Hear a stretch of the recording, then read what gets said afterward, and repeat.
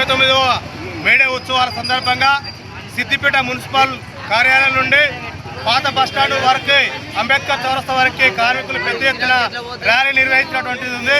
ప్రధానంగా ఈ 139వ వేడుకల్ని మేము చేసుకుంటా ఉన్నాం. దాదాపు మరి మేడే వచ్చి 8 గంటల పనిదినం వచ్చి 139 సంవత్సరాలు పూర్తవుతున్నటువంటి సందర్భంగా భారతదేశంలో కార్మికుల హక్కులకి కార్మిక చట్టాలకి ప్రమాదాలు వస్తున్నాయి.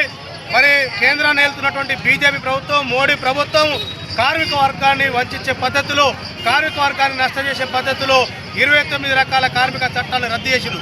ఆ రద్దు చేసిన చట్టంలో మరి 1886లో చికాగో నగరంలో మేడే జెండా ఎగిరేసినటువంటి జెండా సాధించుకున్నది 8 గంటల చట్టం.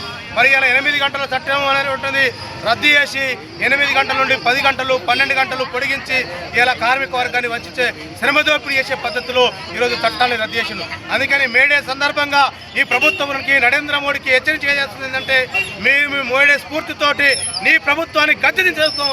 కార్మిక వర్గం ఏకతాటికి వస్తున్నది. ఖబర్దార్ బిడ్డ, మే 20 తారీఖు సార్వత్రిక సమ్మె కార్మిక వర్గం చేస్తున్నది. 29 రకాల కార్మిక చట్టాల రక్షణ కోసం భారతదేశంలో ఉన్నటువంటి కార్మిక వర్గం మొత్తం కూడా ఏకతాటిపై నీ ప్రభుత్వంపై వ్యతిరేకతతో పోరాటము సమ్మెబాట పట్టాము. అందుకని ఇప్పటికైనా కళ్ళు తెరువు.